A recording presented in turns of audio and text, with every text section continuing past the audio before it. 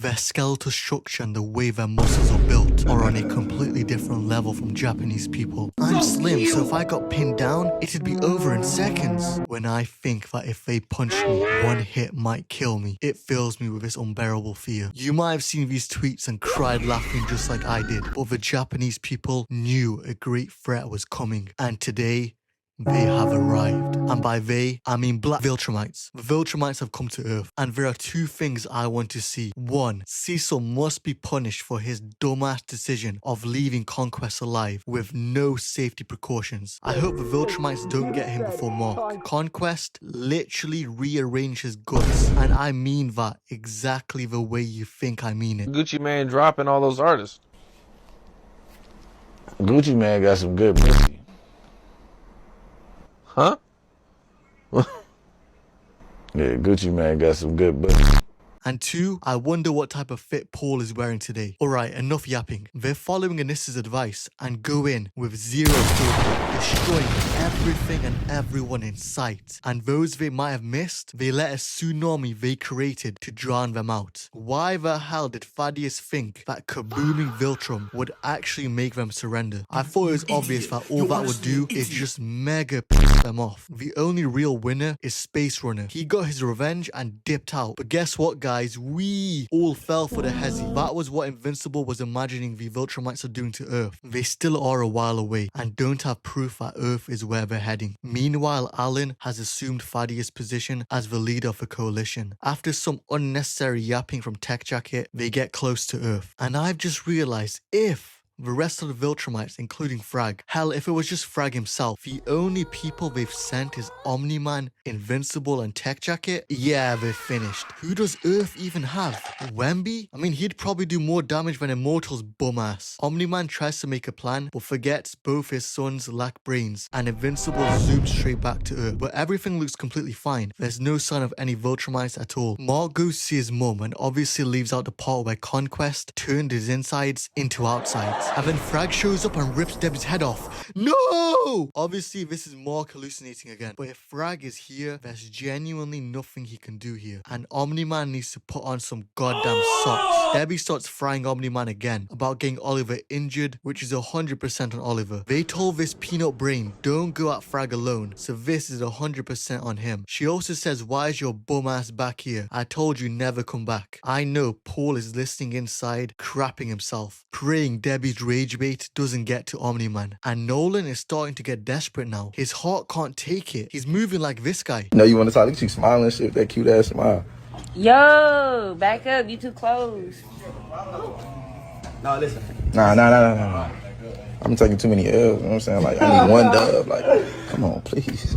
And yo, low-key, he's starting to crack Debbie's armor. He might be in again. The animators thought I'd miss this, but my eyes see everything. From the very first frame, Vic Eve is here. She tells Mark her powers are back, and her dad injured his back as well at work. So W's all around. The GDA try making a portal to get Monster Girl and Rudy. I will never call you Rex. But instead, they summon a giant ghost freak from Ben 10. He almost takes Emo Boy with him, but Donald clutches up. Cecil calls off a search for them both because they keep messing up the portal. Alan is getting cooked by the other members of the coalition. This reminds you of seeing your homie land in a important position at a job he has no business in doing. They push Alan with the idea of killing every Viltrumite, including the Graysons. Alan tells them to slow down, but they're very adamant on it. Mark needs to hop off the shrooms because this is the third time this episode he's hallucinated Earth getting massacred by the Viltrumites. Also, what the hell is he even doing in college? He's probably the worst example I've seen of leading that double life. With the amount of times him, Omniman and Oliver just float up towards his house, someone has have to have seen them. And he misses months of college at a time. How hasn't he been kicked out yet? I have some unfortunate news. Paul and Debbie are no longer a thing. I don't know what kind of Viltrumite voodoo Nolan did, but it worked. Just like Doctor Strange told us, there was one timeline in where they win, and this is it. They will get back together, mark my words. Speaking of Mark, Eve's about to tell him she's pregnant, but we get another Thragg jump scare. And the way the sound came in and how long it lasted, I ain't gonna lie, they fooled me here. Mr. Thragg, let it be known, I've never posted those fraud memes about you, not even once. Eve tells Mark she was pregnant and had an abortion. I know they have kids in the comics, so I assumed this was gonna be their first one. So So this caught me off guard, not gonna lie. Omniman gets nostalgic and visits the exact spot it all went down. Him and Cecil finally meet again after a couple seasons, and they need to put more respect in Omniman's name. I think it's crazy the way they've all been speaking to him, considering what he could do and did do. I'd be saying all my praises and thank yous. Before Nolan's about to leave, Debbie comes outside and says she's coming with him to see Oliver. He asks what about Paul, and she tells him she ended it months ago. I know he was jumping with joy inside here. Mark meets with Cecil, and I don't like his tone considering he left Conquest out and boom!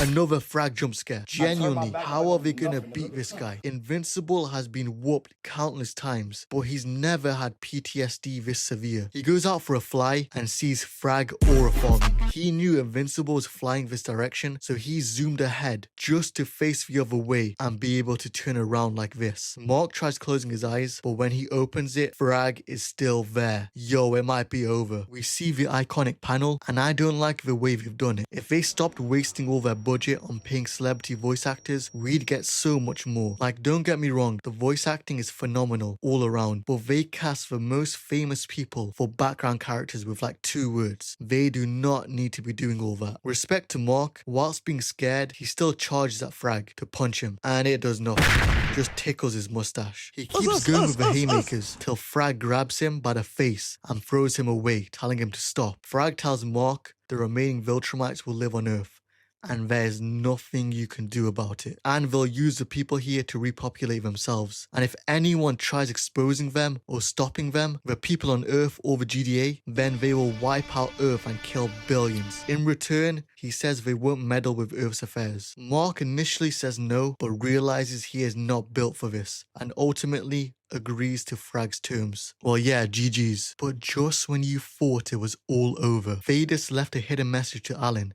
in case he died, telling Alan about the Scourge virus that would, if used, wipe out every viltrumite, including those with similar genetics. So basically all of humanity as well. Damn, this is gonna put Mark in an interesting position, and I bet Alan would try to use it. But I'm more interested in seeing them two fight, because with Alan's performance in the war, I think right now Mark probably beats him in a fight, not gonna lie. But yeah, let me know what you think of the season overall and how it compares to others. Obviously, with how crazy the last few eps were, they kind of calmed down with this last one, but it was still a good cliffhanger to leave us with. If you made it to the end, why not subscribe? And YouTube thinks you might enjoy this other video of mine, so feel free to watch it as well. But yeah, I appreciate you making it to the end, and thanks for watching. Future Zushi here.